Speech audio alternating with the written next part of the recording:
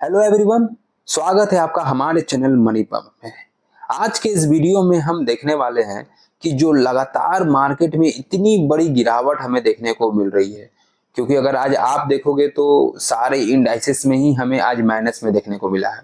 यही नहीं, अगर हम कल का भी डाटा अगर देखें तो कल के भी डाटा में हमें पूरे इंडाइसेस में हमें मार्केट निगेटिव में देखने को मिला। लगभग अगर 90% इंडाइसेस में गिरावट देखने को मिला है। यही नहीं, पूरे स्टॉक में ही हमें पूरे रेड में देखने को मिल रही है। सारी कंपनियां लगातार धराम पे धराम गिरते जा रही है। चाहे आप पीएसयू स्टॉक उठा लो, चाहे रेलवे स्टॉक उठा लो, बड़े बड़े अडानी स्टॉक उठा लो, सारे हमें स्टॉक हमें रेड में देखने को मिल रहे हैं। इसके पीछे का रीजन किसी को समझ में नहीं आ रहा कि आखिर गिर क्यों रहा है।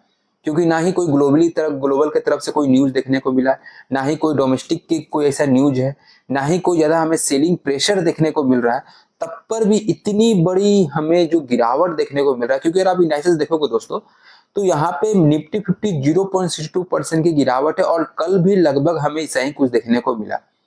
नेक्स्ट निफ्टी 50 में देखोगे तो लगभग 1.5% की आसपास गिरावट है। काफी ज्यादा बड़ी गिरावट देखने को मिल रहा है।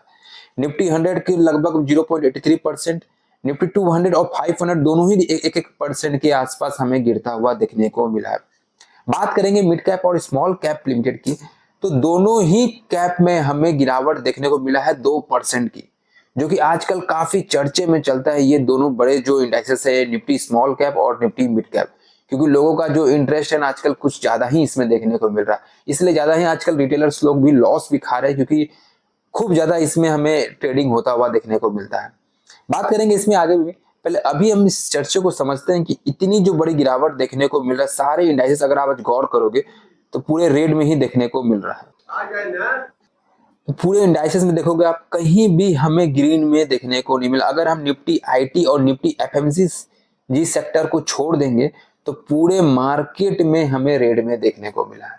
तो इसके पीछे क्या वोटिंग हमें देखने को मिला? क्या वोटिंग से कुछ ऐसा कुछ हमें खबर देखने को मिल रहा है जिससे हम कहें कि मार्केट में पहले से ही सुनामी आती हुई देखने को मिली है? क्योंकि ना ही हमें कोई ऐसा कोई प्रेशर है, सेलिंग प्रेशर, जो कि एफआईज और डीआईज की तरफ से देखने को मिलेगा। ऐसे तो कोई डाटा देखने को नहीं मिल रहा है। तो चलिए दोस्तों, समझते हैं आखिर इसके पीछे का असली रीजन क्या है, क्यों मार्केट में इतनी बड़ी लगातार हमें गिरावट होते हुए देखने को मिल रही है। अगर आज आप गौर करोगे दोस्तों तो आज हमें तीसरा राउंड देखने को मिला है वोटिंग का। थर्ड राउंड था आज के दिन। अगर आज हम बात करेंगे तो आज है 7 मई है, और 7 मई के दिन आज हमें तीसरा राउंड देखने को मिला है पूरे ऑल ओवर इंडिया में। और जो परसेंटेज है वोटिंग का वो काफी कम हमें देखने को मिल रहा है। तो आप लोग सोच रहे होंगे कि परसेंटेज कम होने से वोटिंग जो अभी जो रिसेंट में अभी जो पॉलिटिशियन वर्क कर रहे हैं उस पर क्या असर पड़ेगा, क्योंकि हम जानते हैं कि अगर ये पॉलिटिशियन हटते हैं तो काफी बड़ी इंपैक्ट आएगी पूरे स्टॉक मार्केट में। क्योंकि जिस तरह से सारे पीएसयू स्टॉक्स और रेलवे स्टॉक बूम पे देखने को मिले हैं, ये सेम पॉलिटिशियन के कारण। अगर यही सेम पॉलिटिशियन अगर रह जाते हैं, आपको समझना जरूरी है कि क्योंकि वोटिंग से स्टॉक मार्केट का क्या लेन देन है। क्यों अगर सेम पॉलिटिशियन हमें दोबारा से इलेक्शन जीतते हुए देखने को मिलेंगे, तब हमें एक अच्छा फिर से ये उम्मीद बनता हुआ देखने को मिलेगा कि जो हमारा पुराना जो पीएसयू स्टॉक्स है और जो रेलवे स्टॉक और ऐसे बहुत सारे स्टॉक्स हैं जिन पे काफी ज्यादा इंपैक्ट पड़ना हुआ देखने को मिलेगा, और वो फिर से हमें एक तेजी पकड़ते हुए देखने को मिलेंगे। तो ये अनुमान पहले ही लगा लिया गया है कि जो पॉलिटिशियन है, ये एक्सपेक्टेड कर लिया गया कि वो ही हमें सेम देखने को मिलेगा। और इसी कारण से अगर आप पिछले को कुछ महीने भी देखेंगे तो लगातार हमें तेजी देखने को मिला है। तो बात यह है कि अगर सेम पॉलिटिशियन रहेंगे तो जीतने के भी चांसेस अगर ज्यादा है तो अगर यहाँ पे परसेंटेज कम हो रही है वोटिंग का, तो फिर सेम पॉलिटिशियन पे अंतर कैसे पड़ सकता है? देखिए दोस्तों, माना जाता है ये, अगर जो सेम पॉलिटिशियन वर्क कर रहे होते हैं और जो इलेक्शन होता है और उस पे जो वोटिंग का परसेंटेज अगर हमें गिरता हुआ देखने को मिल रहा है ना, पिछले साल के मुकाबले जो भी साल वोटिंग हुआ था, तो माना जाता है कि जो उस पे इम्पैक्ट पड़ता है ना, ये माना जाता है, खराब माना जाता है उन पॉलिटिशियन के लिए जो वर्क कर रहे हैं अभी रिसेंट में। माना मतलब कि जो, क्योंकि जो परसेंटेज बनता है ना वो उनके ऊपर काफी खराब देखने को मिल रहा है। माना जा रहा है कि इस बार का जो परसेंटेज कम हो रहा है, हो सकता है कि सेम पॉलिटिशियन में जो सीटें जीती थी वो हमें और भी कम होता हुआ देखने को मिले, या तो सरकारें बदल जाए, ऐसा माना जा रहा है। अभी अनुमान लगाया भी जा रहा है, कुछ कुछ ऐसे डाटा देखने को हमें मिले हैं। तो जिसके कारण हमें बहुत बड़ी गिरावट देखने को मिला है। और इसका एक इम्पैक्ट ये भी पड़ा है दोस्तों कि जो बड़े बड़े इन्वेस्टर है ना, जो बहुत सारे इन्वेस्टर हैं, वो अपना पैसा निकाल के रखने लगे हैं। आप सोचेंगे पैसा भी निकाल के रखने से फायदा क्या है? वो निकाल के रख रहे हैं और वो इंतजार करेंगे ऐसे समय का, वो जब हमें रिजल्ट हमें जिस दिन देखने को मिलेगा उसके कुछ एक हफ्ते 2 हफ्ते पहले का हमें देखने को, जब ये माहौल बन जाएगा मालूम चल जाता है, क्योंकि रिजल्ट के एक हफ्ते 2 हफ्ते पहले से मालूम चल जाता है कि कौन से पॉलिटिशियन लगभग 80% चांसेस है कि वो आ जाएंगे। तब वहां से हमें पैसा फिर से डलता हुआ देखने को मिलेगा।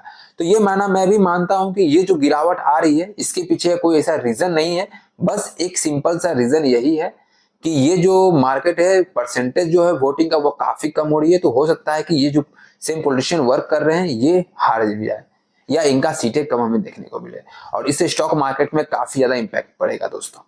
तो आज का जो गिरावट देखने को मिला और कल का भी देखने को मिला, वो जो इसका रीजन है हमें यही देखने को मिला है फिलहाल। अगर हम बात करें कल की भी, तो कल भी हो सकता है ये पूरे हफ्ते में ही हमें गिरावट होता हुआ देखने को मिले, क्योंकि स्टार्ट जो हुआ इस मार्केट का काफी खराब देखने को मिला है।